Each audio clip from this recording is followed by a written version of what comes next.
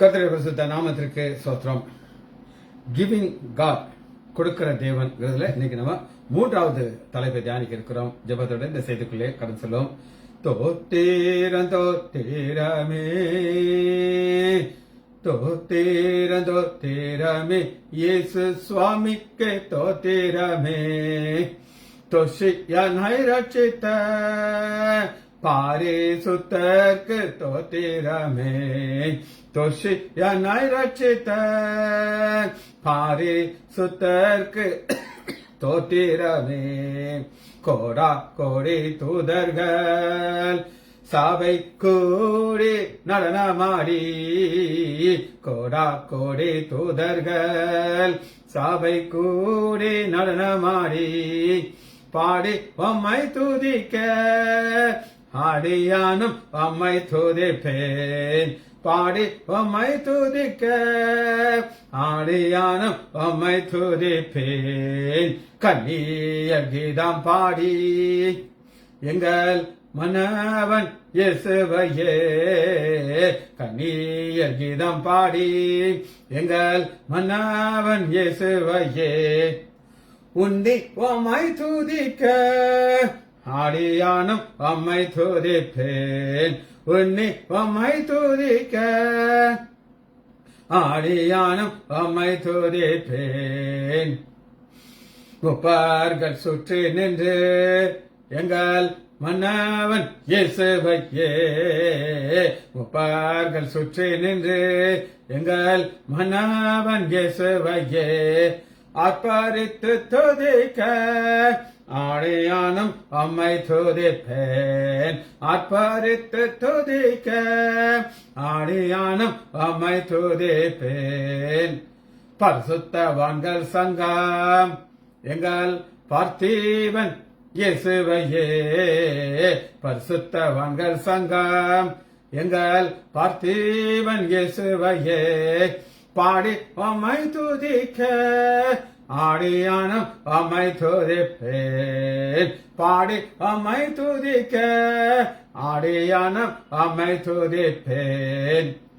ஆயிரம் நாவிருந்தால் உம்மை பாடிய தோத்தரிப்பேன், ஆயிரம் நாவிருந்தால் உம்மை பாடிய தோத்தரிப்பேன். ஆவியிலே நிறைந்து எந்தன் அண்ணலிடம் சொல்லுவேன், ஆவியிலே நிறைந்து எந்தன் அண்ணலிடம் சொல்லுவேன். தாழ்த்தி தலைகுனிந்து இரத்த சாட்சிகள் குற்றமெல்லாம், தாழ்த்தி தலைகுனிந்து இரத்த சாட்சிகள் குற்றமெல்லாம். போற்றி உம்மை துதிக்க ஆடியானும் உம்மை துதிப்பேன், போற்றி உம்மை துதிக்க ஆடியானும் உம்மை துதிப்பேன். கெரூபின் செராபின்கள் ஒரு செட்டையினால் மோடி, கெரூபின் செராபின்கள் ஒரு செட்டையினால் மோடி. நேராய் உம்மை துதிக்க நீசன் நானும் உம்மை துதிப்பேன், நேராய் உம்மை துதிக்க நீசன் நானும் உம்மை துதிப்பேன். வனாதி ஜோதி எல்லாம் தேவ மைந்தனையே போற்றி, வனாதி ஜோதி எல்லாம் தேவ மைந்தனையே போற்றி.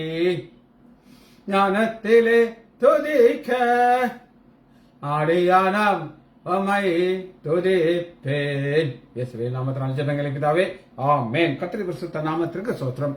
லீலா praise lord, Balasundari praise lord. நம்ம ஒரு தொடர் செய்தியை தியானித்துக் கொண்டிருக்கிறோம். Giving god. முதல்ல அவர் என்ன கொடுக்கிறார் அப்படின்னு கேட்டீங்கன்னா, ஒரு இடத்தை கொடுப்பேன். யாக்கோபு அம்மாவுடைய ஆலோசனைப்படி ஓடி வர அண்ணனுக்கு பயந்து, அப்ப ஆண்டவர் ஐ வில் கிவ் யூ கொடுக்கிறார். இரண்டாவதாக போன வாரம் என்ன நம்ம பார்த்தோம்னா, ஒரு வெளிப்பாடை கொடுக்கிறார். ரெவல்யூஷன் அப்படின்னு இங்கிலீஷ்ல சொல்லுவாங்க. அது ஒரு வரம், வேர்ட் ரெவல்யூஷன், வார்த்தையில் கிடைக்கிற வெளிப்பாடு. பாதரட்சை ஒரு வெளிப்பாடு. இது யாருக்கு? நமக்கு கொடுக்கிறார். பாலகர்கள் ஞானிகளுக்கு மறைத்து நமக்கெல்லாம் எல்லாரும் கிடையாது. யார் அதை வாசித்து தியானிக்கிறாங்க அவங்களுக்கு தான். சரி, இன்னைக்கு தேவன் என்ன கொடுக்கிறார் அப்படின்னு நம்ம அன்னைக்கு செய்தியை பார்க்கிறோம். ரோமர் 8வது அதிகாரம் 32வது வசனம். இன்று தேவன் என்ன கொடுக்கிறார்? குமாரனை கொடுக்கிறார். ரோமர் 8:32 தம்முடைய சொந்த குமாரன் என்று பாராமல் நாம் எல்லாருக்காகவும் அதை ஒப்பு கொடுத்தவர். கொடுக்கிறது வேற, ஒப்பு கொடுக்கிறது வேற. கொடுக்கறதுங்கிறது என்னன்னா, நான் எப்ப நான் கொடுக்குறேன், திரும்ப வாங்கிடுவேன். என் பைபிள் யாராவது கேட்டான் கொடுத்துட்டு திரும்ப வாங்கிடுவேன். அது எனக்கு சொந்தமானது. ஆனா ஒப்பு கொடுக்கறதுனா நான் கொடுத்தாச்சு, நீ என்னன்னாலும் செய்யுங்க. இப்ப இந்த ஒப்பு கொடுக்கறதுனால என்ன ஒரு ஆசீர்வாதத்தை பார்க்கறதுக்கு முன்னாடி, இது யாருக்கு ஒப்பு கொடுக்கிறாருங்கிறத முக்கியமான மேட்டர். யாருக்கு ஒப்பு கொடுக்கிறார் வாசிப்போமா? நான் யார் அப்படின்னு நீங்க கேட்டீங்கன்னா அதுதான் முக்கியமானது. எப்பவுமே ஏதாவது ஒண்ணு கொடுக்கற மாதிரி தாராதாரத்தை பார்ப்பாங்க. இது நம்ம கொடுக்கலாமா, கொடுக்க கூடாதா, நான் யாருக்கு கொடுக்கணும் நான் யோசிப்பேன். யோசிச்சு சரி இத இவர்களுக்கு கொடுத்தா நல்லா இருக்கும் அப்படின்னு எனக்கு ஒரு ஃபீலிங் இருக்கும், அவர்களுக்கு நான் கொடுப்பேன். ஆனா ஆண்டவர் தன் குமாரனை யாருக்கு ஒப்பு கொடுத்தார் அப்படின்னு நீங்க கேட்டீங்கன்னா, அதே ரோமர் 3வது அதிகாரம் 10வது வசனம். நீதிமான் ஒருவனும் இல்லை, நீதிமான் ஒருவனும் இல்லை. நீதிமான்கிற இல்லாத ஒரு கேட்டகரியில அடுத்து பாருங்க அவங்க என்ன செய்யறாங்க. 23 வசனம், ரோமர் 3:23. எல்லாரும் பாவம் செய்து தேவ மகிமையை அளந்தவர்களாகி. பாவம் செய்த உடனே தேவ மகிமை நம்மளோட போயிருக்கு. 1 சாமுவேல் நீங்க பார்க்கலாம். தேவனுடைய பெட்டி பிடிபடுது. சாமுவேல் பார்த்துக்கிட்டே இருக்காரு. பிரதான ஆசாரியன் மருமகள் பார்க்கிறார். பெட்டி பிடிச்ச உடனே மகிமை இஸ்ரவேலை விட்டு போயிடுச்சு. அதுபோல இவர்கள் நாம் எல்லாரும் பாவம் செய்து தேவ மகிமை அற்றவர்களாக மாறுகிறார்கள். சரி, இப்ப நம்ம இன்னைக்கு சித்திரமா நான் சொல்றேன். தேவன் தன்னுடைய ஒரே பேரான குமாரனை கொடுக்கிறார். யாருக்கு கொடுக்கிறார்? பாவிகளுக்கு கொடுக்கிறார். இப்ப இந்த பாவிங்கிற ஒரு வார்த்தை யாருக்குமே பிடிக்காது. நம்மளே பாவம் செய்தாலும் அந்த ஒரு வார்த்தை பிடிக்காது. இப்ப நம்ம ஒவ்வொருத்தரையும் ஒரு பேர் சொல்லி கூடுறோம். ஒரு பால்காரர், ஐயா பால்கார அண்ணாச்சி வாங்க கூப்பிடும். காய்கறிக்கார அண்ணாச்சி அப்படின்னு பேர் சொல்லிக்கும். ஆனா ஒரு வேசியை பார்த்து ஏ வேசியே அப்படின்னா அவளுக்கு கோவம். அந்த பாவங்கிற ஒரு வார்த்தையே ஒரு கசப்பான வார்த்தை. ஆனா ஆண்டவர் யாருக்காக இது கொடுக்கிறாரு அப்படின்னு கேட்டீங்கன்னா, ரோமர் 5வது அதிகாரம் 6வது. ரோமர் 5:6. அன்றையும் நாம் பலன் அற்றவர்களா இருக்கும் பொழுதே குறித்த காலத்திலே கிறிஸ்து அக்கிரமக்காரர்களுக்காக மரித்தார். அக்கிரமக்காரர்கள், அக்கிரமக்காரன்னு சொல்லி உங்களை யாராவது சொன்னாங்கன்னா உங்களுக்கு எப்படி இருக்கும்? அதாவது ஒரு சில சூழ்நிலைகள் இருக்குது, எல்லாம் ப்ரூவ் பண்ணியாச்சு, நீ அக்கிரமக்காரன்னு சொல்லி எல்லாரும் புரிஞ்சுக்கிட்டாங்க. அப்ப நமக்கு ஒரு அசிங்கமா இருக்கும். ஆனா ஆண்டவர் தன்னுடைய குமாரனாகிய இயேசு கிறிஸ்துவ யாருக்கு கொடுக்கிறார்? அக்கிரமக்காரர்கள். திரும்ப இந்த வசனத்தை வாசிக்கிற ரோமர் 5வது அதிகாரம். அன்றையும் நாம் பலன் அற்றவர்களா இருக்கும். அது என்ன பலன் அற்றவர்களா இருக்கிறதுனா, ஒரு மனிதன் எல்லாருக்கும் நல்லவனா இருக்க ஆசை இல்லைன்னு சொல்றது பார்ப்போம். ஆனா நான் நல்லவனா இருக்க விரும்புகிறேன், ஆனால் என்னால் இருக்க முடியாது. காரணம் என்னுடைய பலவீனம் அப்படின்னு சொல்றவங்களுக்கு ஆண்டவராகிய இயேசு கிறிஸ்துவ பிதாவாகிய தேவன் என்ன செய்யறார் அப்படின்னு கேட்டீங்கன்னா, அக்கிரமக்காரர்களுக்காக அவர் ஒப்பு கொடுக்கிறார்.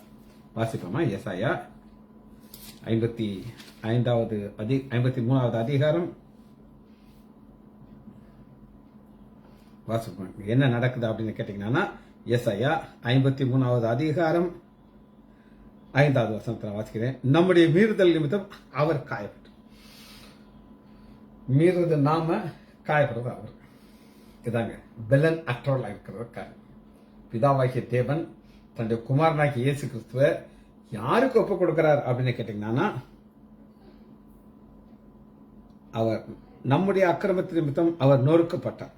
நமக்கு சமாதானத்தை உண்டு பண்ணும் ஆக்கினே அவர் மேல் வந்தது. அவருடைய தலைமுகளால் நாம் குணமாகிறோம். Present continuous tense. தேவன் குமாரனை ஒப்பு கொடுக்கிறார். யாருக்கு ஒப்பு கொடுக்கிறார்? அக்கிரமக்காரர்களுக்கு. அதான் நம்ம ரோமர் 5வது அதிகாரம் 6வது.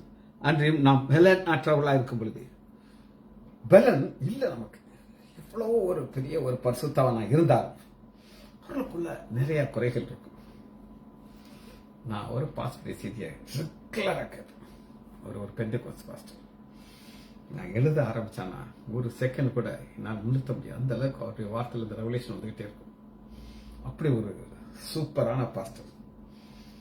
ஆனா ஒரு தடவை தன் இருதயத்தை திறந்து காட்டுறாரு. எப்படி காட்டுறாரு அப்படின்னு கேட்டீங்கன்னா, நிறைய யூத்துகளுக்காக அவர் பேசுறாரு. ஒரு புல்பெட்டில் நிற்கிறார், மைக்க வச்சிருக்கிறார். நீங்க பார்க்கிற ஒரு பேரை சொல்லுகிறார். உங்களுக்கு எல்லாருக்கும் என்னை பார்க்கும்போது ஆச்சரியமா இருக்கும். எனக்கு எத்தனையோ வியூவர்ஸ் இருக்காங்க, எத்தனையோ லைக் வருது. இந்த ஒரு ஒயிட் பேண்ட், ஒயிட் ஜிப்பா, ஒயிட் பேண்ட்டை நீங்க பாக்குறீங்க. இதுக்குள்ள இருக்கிற பாஸ்டரை நீங்க பாக்குறீங்க. ஆனா அதுக்குள்ள இருக்கிறவரை நான் பார்க்கிறேன். எவ்வளவு பலவீனமான மனிதன். மிகவும் யாருக்கு தெரியும்? எனக்கு தெரியும், ஆண்டவருக்கு தெரியும், உங்களுக்கு தெரியாது. எனக்கு அப்படியே ஹேட்ஸ் ஆஃப் சொல்லணுங்கிற அவசியம் இல்லை. நான் பைத்தியத்தமாக நான் பாவின்னு சொல்லி நான் அப்படி ஒரு யங் மேன், வயசானவர் கிடையாது. நாங்கள் இணைவர் கல்யாணம் கிடையாது. அந்த ஒயிட் கலர் சிப்பாக்குள்ள, அந்த ஒயிட் கலர் பேண்ட்டுக்குள்ள, வேஸ்ட்டுக்குள்ள ஒரு நபர் இருக்கார். அவரை பற்றி ஆண்டவர் பற்றி எனக்கு தெரியும். அதனால தான் இந்த வசனம் என்ன சொல்லுது அப்படின்னு கேட்டீங்கன்னா, நாம் பலனற்றவர்களாக இருக்கும் போதே குறித்த காலத்திலே அக்கிரமக்காரர்களுக்காக மரித்தார். நீதிமானுக்காக ஒருவன் மறிக்கிறது அரிது, நல்லவனுக்காக ஒருவேளை ஒருவன் மறிக்க துணிவான். நல்லவனுக்காக ஒருவன் மறிக்கிறது. ஒருவன் ஒரு கதை நான் உங்களுக்கு சொல்லியிருப்பேன், திரும்ப சொல்ல இந்த வசனம் புரியும். ட்வின்ஸ் 2 பேர், அண்ணன் தம்பி. அண்ணன் நல்லா பரிசுத்தவன், எப்போ ஜெபம் பண்ணிட்டு இருப்பார். தம்பி சீட்டு விளையாடுறாங்க, எப்பவுமே சீட்டு விளையாண்டுட்டே இருப்பான். அவனுக்கு ஆண்டவருக்கு சம்மந்தமே கிடையாது. துட்டு சீட்டு விளையாடுற அவன் எக்ஸ்பர்ட். அவனை யாரும் அடிச்சு ஜெயிக்க முடியாது. அந்த மாதிரி சீட்டு வேகமாக விளையாண்டுட்டு இருக்காங்க. அந்த ஷோவில் பெரிய அமௌண்ட்டு அந்த ஆப்போசிட்டாக இருக்கிற தப்பா காடை வைக்கிறான். இவன் பார்க்குறான், டேய் நீ ஏமாத்துறியா, கத்தி எடுத்து ஒரு குத்து குத்துற, அந்த செத்தே போயிடுறான். அந்த ரத்த கரையோட அந்த கத்தியோட ஓடி வரான். தம்பி அண்ணன்ட்ட வரான், அண்ணே அண்ணே அந்த மாதிரி ஒரு கொலை பண்ணிட்டேன்னே, போலீஸ் தேடி வருவாங்க, நான் என்ன செய்யறது? எல்லா ட்ரெஸ்ஸையும் கலத்துறான், கத்தி எடுக்கிறான். உள்ளே போய் என் ட்ரெஸ்ஸை மாட்டிக்கிட்டு அந்த பின்னாடி போய் எங்கேயாவது போய் தூக்கும், நான் பார்த்துக்கிறேன் அப்படிங்கிறது. போலீஸ் வருது. அண்ணனை தம்பினை நினைச்சு 2 ட்வின்ஸ் அரெஸ்ட் பண்ணி கொண்டு போறாங்க. தூக்கு தண்டனை, ஜெயில வச்சிருக்காங்க. தம்பி வர்றாரு, அண்ணே நீ தப்பே செய்யலையே அண்ணே. செய்யலை, நான் எனக்கு ஆண்டவர்கள் உறவு இருக்கு, நான் பரலோகம் போயிருவேன், எனக்கு நிச்சயம் இருக்கு. நான் உனக்காக மறிக்கிறேன், நீ நமக்காக மறித்த ஆண்டவரை பிடித்துக்கொள் அப்படின்னு சொல்லி அவர் வாழ்க்கை முடிக்கிறாரா. இது ஒரு கற்பனை கதை இருக்கலாம். ஆனா அதை நாம பார்க்கிறோம். நாம் பாவிகளா இருக்கலே, கிறிஸ்து நமக்காக மறித்தனால தேவன் நம்மை வைத்த அன்பை வெளிப்படுத்துகிறார். தேவன் தன்னுடைய அன்பை வெளிப்படுத்துறதுக்கு ஒரு டிக்கெட் கண்டுபிடிச்சாங்க. நிறைய பேர் அன்பை வெளிப்படுத்துறதுக்கு ஐ லவ் யூ, நான் நேசிக்கிறேன் அப்படின்னு சொல்லுவாங்க. ஒரு சில கையில் எழுதி வச்சுருவாங்க, ஐ லவ் ஜீசஸ். பார்த்துருக்கீங்களா? முக்கியம் அப்போ டேட்டோலாம் போட்டுக்கிட்டாங்க. ஐ லவ் மை அப்பா, ஐ லவ் மை அம்மா, இதெல்லாம் எழுதி போடுவாங்க. ஆனால் ஆண்டு இப்படிலாம் டேட்டோலாம் போட்டு காட்ட மாட்டேங்கிறாரு.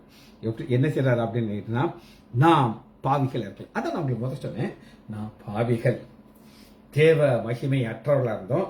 ஆனா நமக்கு தேவ மகிமையை கொடுக்க கிறிஸ்து நமக்காக மரித்ததுனாலே தேவன் நம்மேல் வைத்த அன்பை விளக்குகிறார். சரி, இது முதல் குறிப்பு. தேவன் நம்மளை ஒப்புக் கொடுக்கிறார், நாம் பாவிகள். சரி, 2வது ஒரு இரக்கம்ங்கிற ஒரு கான்செப்டை நான் உங்களுக்கு காட்டப்படுறேன். ரோமர் 11வது அதிகாரம் 27வது. இந்த இரக்கங்கிறது என்ன அப்படின்னு போது உங்களுக்கு நான் சொல்லிடுறேன். இப்ப ஒரு வர்றாங்க உங்கள்கிட்ட, நீங்க நல்லா கொஞ்சம் வசதியா இருக்கீங்க, ரைட்? அப்ப உங்களுக்கு ஒரு இறக்கம் வந்து நீங்க ஒரு உதவிகள் அவர் கொடுத்துட்டே இருக்காரு. திடீர்னு அந்த உதவியை நிறுத்திடுறாரு. நிறுத்தின உடனே அவங்க வந்து கேட்கும்போது, இவ்வளவு நாள் கொடுத்துட்டேன்ல, இது என்ன?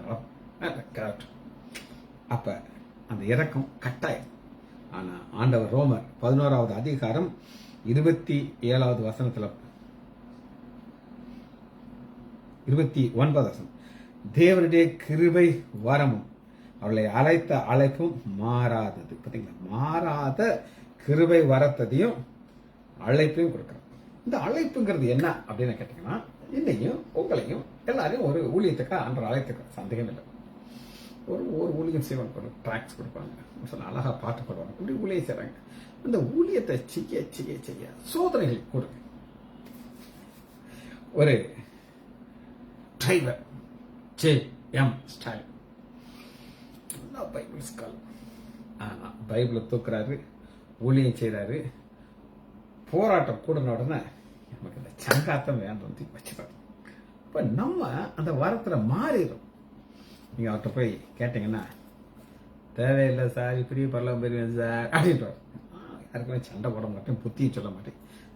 நம்ம இதுக்கு புத்தி சொல்லணும். ஆனா ஆண்டவர் பிதாவாகிய தேவன் குமாரனாகிய நம்மளுக்கு கொடுத்தவர் யாருக்கு அப்படின்னா, புறஜாதியாரைய நமக்கு. இங்க பாருங்க, இந்த ரோமர் 16வது அதிகாரம், ஒரு கிளை நம்மள என்ன சொன்ன, காட்டு ஒலிவ மரம் நம்மளை எதோட ஒட்டி வச்சிருக்கிறார், இஸ்ரேலுங்கிறதோட ஒட்டி வச்சிருக்கிறார். ஒட்டி வச்சுக்கிட்டு பெருமை பாராட்டான்னு சொல்லிட்டு கடைசியில ஒரு ஸ்வீட், நல்ல ஒரு சாப்பாட்டுக்கு போனீங்கன்னா கடைசியில டெசர்ட் அப்படின்னு அவங்க கொடுப்பாங்க. டெசர்ட்னா அது ஒரு ஸ்வீட், சூப்பரா இருக்கும். அந்த டெசர்ட்டை தான் நான் உங்களுக்கு காட்டுறேன். 29, தேவனுடைய கிருபை வரம். இந்த வாரத்துல கிருபை வரம், கிருபை வரம். ஆண்டவர் எல்லாருக்கும் ஒரு வரத்தை கொடுக்கிறார். இந்த வரத்தை இதன் அடிப்படையில் கொடுக்கணும், கிருபை அடிப்படையில் தான் கொடுக்கிறார். நம்ம வாழ்க்கையில டக்கு டக்கு டக்கு டக்குன்னு மாறிடும். அடிக்கடி நான் உங்களுக்கு ஒரு பாஸ்டர் பத்தி நான் சொல்லியிருக்கேன். அவருக்கு கொடுத்த கிருபை வரத்திற்கு அளவே கிடையாது, அளவே கிடையாது. அவ்வளவு வரங்களை கொடுத்தாரு, பெரிய ஆலயத்தை கொடுத்தாரு, எத்தனை விசுவாசிகள் கொடுத்தாரு. ஆனா அவர் நினைச்ச காரியம் நடக்கல. வாழ்க்கையில் ஒரு பிரச்சனை வந்துருச்சு. ஒரு வணக்கத்தை போட்டுட்டு அமெரிக்காவில் போய் வேற எங்கேயும் உட்காந்துட்டு அவருடைய ஆலயமும் போச்சு, ஊழியமும் போச்சு, எல்லாம் போச்சு. எதுக்காக சொல்லுன்னா, அந்த கிருபை வரத்தை அவர் மாற்ற மாட்டாரு, நம்ம மாறக்கூடாது. பாப்போமா, தேவனுடைய கிருபை வரங்களும் அவர்களை அழைத்த அழைப்பும் மாறாதது.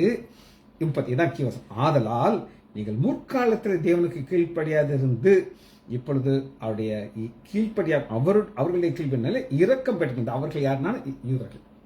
நமக்கு இரக்கத்தை கொடுத்துட்டார், அவங்களுக்கு இரக்கத்தை கற்பனைட்டார். அப்ப இதில் நம்ம நிலைத்திருக்கணும். இது 2வது குறிப்பு. பிதாவாகிய தேவன் கொடுக்கிறார், இரக்கத்தை கொடுக்கிறார். 3வது நம்ம எல்லாருக்கும் தெரிஞ்ச வசனம், செமிலியரான வசனம், யோவான் 3வது அதிகாரம் 16வது. யோவான் 3:16, தேவன் தம்முடைய ஒரே பேரான குமாரனை விசுவாசிக்கிற எவனும் அவன் கெட்டு போகாமல் நித்திய ஜீவனை அடைபடிக்கு அவரை தந்துள்ளி கொடுக்கிறார். இவ்வளவு உலகத்தில் அன்பு கொண்டார். இங்க என்ன கொடுக்கிறாருன்னா, நித்திய ஜீவன். நமக்கு நாசில சுவாசம் இருக்குது. நாசில சுவாசம் இருக்கிற மனுஷர்களை நம்பாதீர்கள். எங்க இருக்குதுன்னு கேட்டீங்கன்னா, ஏசாயா 2வது அதிகாரம் 22வது வசனத்தில் இருக்குது. இப்ப அந்த நாசில சுவாசம் இருக்கிற மனுஷர்கள் நம்ம நம்பக்கூடாது. ஆனா இந்த நாசில இருக்கிற சுவாசம் உலக மனுஷர்களுக்கு அதை விட்டு போயிடுச்சுன்னா அதோட முடிச்சு சாப்டர் ஓவர். நேற்று என் தம்பி வாட்ஸ்அப்ல ஒரு போட்டோ வந்திருக்குது. அந்த ஒரு டாக்டர், அவர் MBBS முடிச்சு MD முடிச்சு ஹார்ட் சர்ஜன், இருதயத்துக்கு சர்ஜரி பண்றோம். வயது 36 வயது, 36, திருமணமாகாத பையன். போட்டோவை பார்த்தீங்கன்னா அவ்வளோ அழகாக இருக்கு. ஒரு கேரளாக்கார தம்பி. அவர் ஹாஸ்பிட்டலில் ஒர்க் பண்ணிகிட்டே இருக்காரு. செஸ்ட் பெயினாரு, இழப்பு வந்துச்சு, ஐசியில் கூட்டு போனாங்க, டெட் பிடிச்சிச்சு. எதனால் இதை சொல்கிறேன் அப்படின்னு கேட்டிங்கன்னா, அவருடைய வாழ்க்கை அதோட முடிஞ்சிருச்சு. ஆனால் அவர் ரட்சிக்கப்பட்டாதான் எனக்கு தெரியாது. ஒரு கிறிஸ்தவ பேர் மாதிரி தான் இருக்குது. சப்போஸ் ரட்சிக்கப்படாத ஒரு மனிதர் இருந்தாருன்னா சாப்டர் ஓவர். ஆனா நமக்கு மரணத்துக்கு அப்புறம் தான் ஆண்டவர் ஒரு அருமையான வாழ்க்கையை கொடுத்துக்கிறார். அந்த நித்திய ஜீவன் பார்க்கணும். அடுத்து பாருங்க, என்ன நமக்கு கொடுக்கல அப்படின்னு கேட்டீங்கன்னா, 17, உலகத்தை ஆக்குனிக்குள்ளாக தீர்க்கும்படி தேவன் தன்னுடைய குமாரனாகிய ஆட்சி. அக்னிங்கிறது என்ன அப்படின்னா அக்னி, கடல், தண்டனை. கோடிக்கணக்கான ஆத்மாக்கள் உழுந்துகிட்டே இருக்கு. அந்த நரகங்கிறது வாயை பிளந்துகிட்டே இருக்குது. எவ்வளவு உளுந்தாலும் உள்ள அது ஏற்றுக்கொண்டே இருக்குது, ஏற்றுக்கிட்டே இருக்கு, உள்ள உழுந்துகிட்டே இருக்காங்க, பொத்தக்கணும். ஆனா ஆண்டவர் நமக்கு குமாரனை தந்தது எதுக்காகனா நம்ம அங்க போகாம இருக்க நித்திய ஜீவங்கிற பக்கத்துக்கு போகிறது. 2 டைரக்ஷன். ஒரு பக்கம் நரகம், ஆக்கினி தீர்ப்பு. தொடர்ந்து வாசிப்போமா? அவரை விசுவாசிக்கிறவன் ஆக்கினிக்குள்ளாக தீர்க்கப்படான். முடிச்சிருச்சு. என்ன விசுவாசம் தேவை அதை நான் சொல்றேன். இயேசு எனக்காக இந்த பூமிக்கு வந்தார். குமாரனாக்கி இயேசு கிறிஸ்து கொடுத்தது எனக்காக, என் பாவத்துக்காக கொடுத்தார். என் தண்டனை அவர் ஏற்றுக்கொண்டார். நான் மறிக்க வேண்டியது அவர் மறிச்சிட்டார். இன்னைக்கு பிதாவுடைய வலது வருஷத்திலிருந்து என்னை பார்த்துக்கிட்டு இருக்கார். சந்தோஷப்படுவார். இவனுக்காக நான் ரத்தத்தை சிந்தினேன், மறித்தேன், இவன் என்னை குறித்து செய்தி சொல்லிட்டு இருக்கான். அதைத்தான் விசுவாசிக்கிறவனுக்கு ஆக்கினி தீர்ப்பு கிடையாது. வாசிப்போமா? விசுவாசியாதவன் ஆப்போசிட். தேவனுடைய ஒரே வேற குமாரனுடைய நாமத்தை விசுவாசம் நல்லாதவனாலே அவன் ஆக்கினிக்குள்ளாக தீர்க்கப்பட்டாச்சு. இப்ப நமக்கு முதல்ல யாருக்காக ஒப்பு கொடுத்தார்? பாவியாக நமக்கு. 2வது இரக்கத்திற்கு முடிவு கிடையாது. 3வது ஆக்கினி தீர்ப்பு கிடையாது, ஆனால் நித்திய ஜீவன். சரி, 4வதாக குறிப்பா பார்க்கிறோம். ரோமர்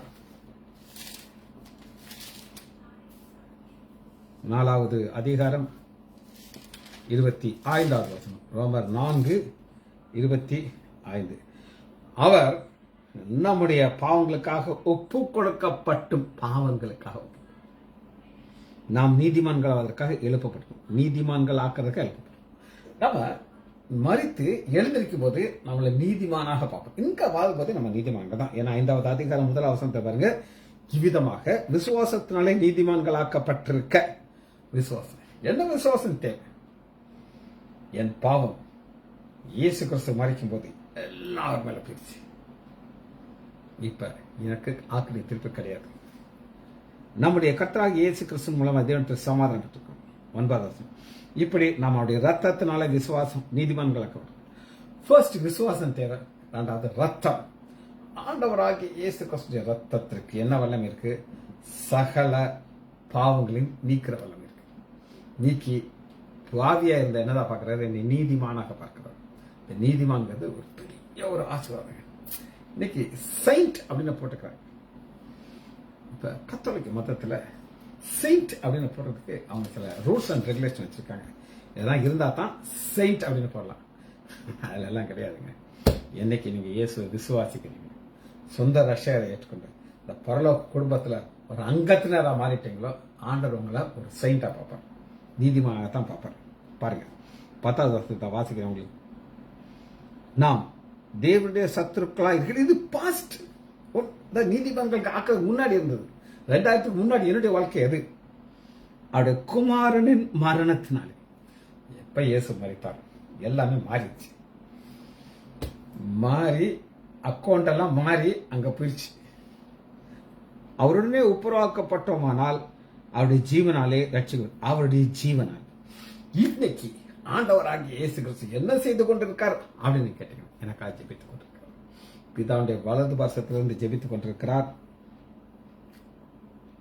அதை நான் வசனத்தை காமிச்சேன். ரோமர் 8வது அதிகாரம் 34வது வசனத்துல இன்னைக்கு அவருடைய ஜீவனாலே நாம் ரட்சிக்கப்படுறோம்னா இதுதான் டெக்னிக். இதுக்குள்ள இருக்கிற ரகசியம்.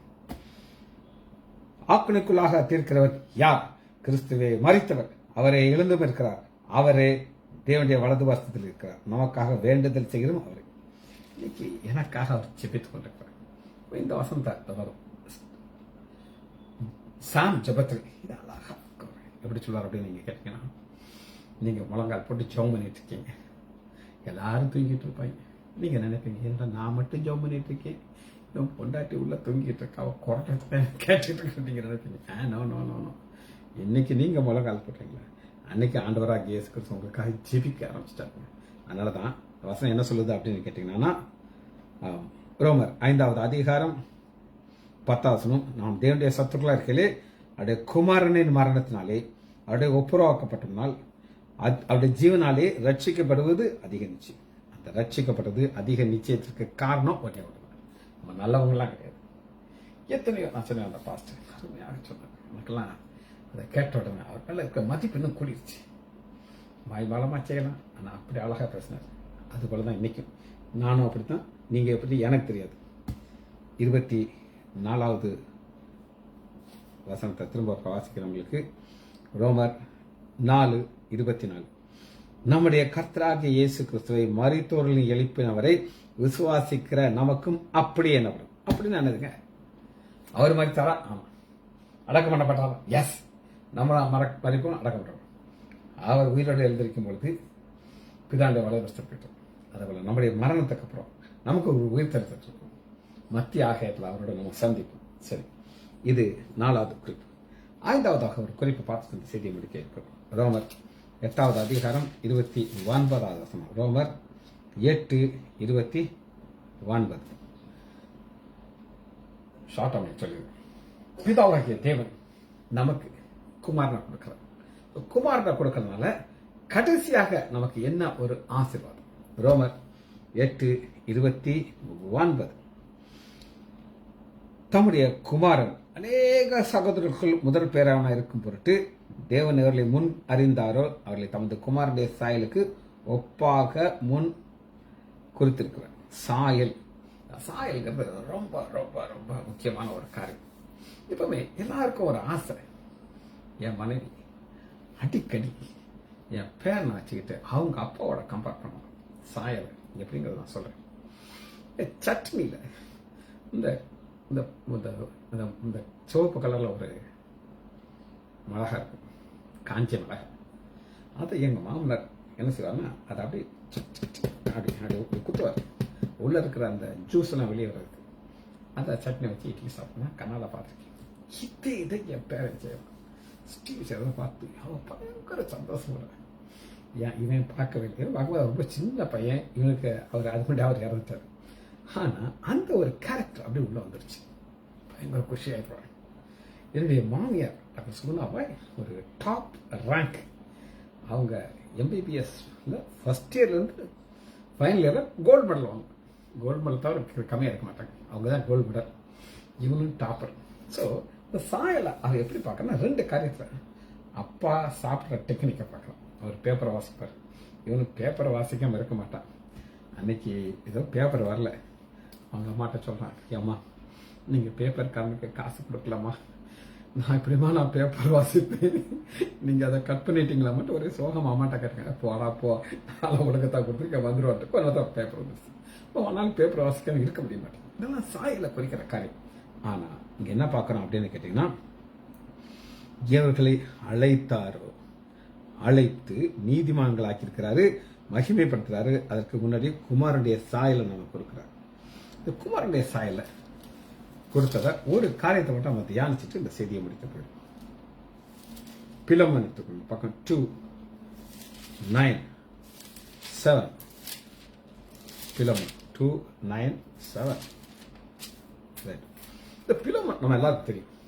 இவன் ஒரு அடிமை. அடிமைங்கிறது அவன் ஆயினா, ஆனா அதோட ஒரு எக்ஸ்ட்ரா ஒன்று சேர்ந்துச்சு, திருடன். அடிமையாக இருந்தவன் அவனையே யாரும் மதிக்க மாட்டாங்க. இப்போ அது அடிமை எஜமான் இருந்து ஒரு பெரிய ஒரு பல்கா ஒன்று அடிச்சுட்டு போயிட்டான். அப்படி போன உடனே இவனுக்கு சிலுவை தண்டனை தான் கொடுக்கணும். அப்படிப்பட்ட ஒருத்தனுக்கு பவுல் ஒரு சாயலை காட்டுறான்.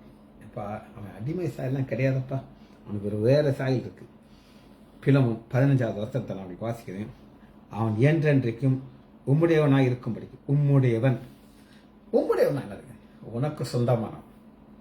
வெளிப்படையா பார்த்தா அவன் அடிமை, வெளிப்படையா பார்த்தா அவன் திருடன். இப்ப திருடுங்க 10வது என்னென்றால் கட்டப்பட்டிருக்கிறே நான் பெற்ற என் மகனாகிய உன்னேசிமோன். நான் பெற்ற எப்படி பெறாருங்க? இவரை ஆண்டவர்களை வழி நடத்தி கிறிஸ்துவை உள்ள கொண்டாந்து ஒரு புதிய மனுஷன் உண்டாக்கிட்டோம். நான் பெற்ற மகன். ஒரு சிலர் தைரியம் வச்சிருப்பேன். இவர் என் மூலமாக ஒரு விசுவாசியா மாறினாரு, என் மூலமாக ஒரு பைபிள் டீச்சரா மாறினாங்க. தைரியமா நான் சொல்ல முடியும். அதுபோல ஒரு ஒரு புதிய சாயலை கொடுக்கிறார். இந்த சாயலை எப்படி பார்க்கிறாரு அப்படின்னு கேட்டீங்கன்னா, 11 முன்னே அவன் உனக்கு பிரயோஜனம் இல்லை, இப்பொழுதோ உமக்கும் எனக்கும் பிரயோஜனம். முன்னே சாயல் அடைறதுக்கு முன்னாடி, சாயல் அடைஞ்ச பிறகு எனக்கும் பிரயோஜனம் உனக்கும். எனக்கு எப்படி பிரயோஜனம்? பவுல் சொல்றாரு, எனக்கு வயசாயிருச்சுங்கிறார். பாருங்க 8 பவுலாக முதிர் வயதுல வயசாயிருச்சு பவுலுக்கு. இப்ப எல்லாத்துக்கும் ஆள் தேவை. உங்களுக்கு நான் சொல்லியிருப்பேன், கப்பல்ல இந்த ஒனேசிமோ பார்க்கிறார். இந்த ஒனேசிமோ எத்தனையோ பேர் அந்த கப்பல் இருக்கும்போது முழங்கால் படிட்டு ஒரு வயதான மனிதன் கைகளை உயர்த்தி ஆண்டவரை துதிக்கிற பாடலை கேட்கிறான். இவனுடைய பாஸ் இந்த மாதிரி ப்ரே பண்றதை இவர் பார்த்திருக்காரு. எஜமானன் மாதிரி இந்த பண்றாரு. பைய போய் ஒட்டிக்கிட்டு அவருக்கு சாப்பாடு வாங்கி கொடுக்கறது, கையை கால வாங்கி கொடுக்கறது, ட்ரெஸ்ஸை வாஷ் பண்ணி கொடுக்கறது, எல்லாம் ஹெல்ப் பண்ணி அப்பதான் டாபிக் ஆரம்பிச்சு ரட்சப்புக்குள் வழி நடத்துறாரு. இப்ப முன்னே அவன் பிரயோஜனம் இல்லாதவன், இப்ப அப்படி கிடையாது. நான் அனுப்புறேன், நீ வீட்டில் ஒரு சபையை வச்சிருக்க, அந்த சபையில இந்த ஒனேசிமோ ஒரு பிரேயர் நடத்துவார், ஒரு வொர்ஷிப்பை நடத்துவார், ஒரு மெசேஜ் கொடுப்பார். பிரயோஜனம் உள்ளதாக நான் மாற்றிருக்கேன். இதான் குமாரனுடைய சாயல். தொடர்ந்து பார்ப்போமா?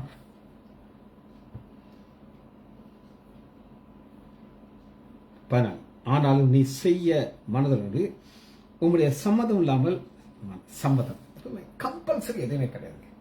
பவுல் என்ன சொல்லுகிறார்னா, சாயலை நான் உன்னை காமிச்சிட்டேன், ஏற்றுக்கொள்ளாத உன்னுடைய கேள்வி.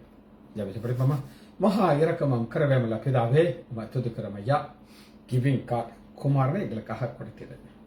நாளை நாங்கள் பெற்றுக்கொண்ட ஸ்லாக்கியங்களை என்று நாங்கள் தியானிக்கிறோம். இன்னும் கோடிக்கணக்கான ஸ்லாக்கியங்கள் உண்டு. சில காரியங்களை தியானிக்க நேரிட்டேன். நன்மை பிரார்த்தனைக்காக நன்றி வச்சா பிள்ளைகள் ஒவ்வொருவரையும் என் ஆண்டவராகி இயேசு கிறிஸ்துவின் நாமத்தினாலே ஆசீர்வதிக்கிறேன். இயேசுவின் நாமத்தினால் ஜெபங்களை பிதாவே.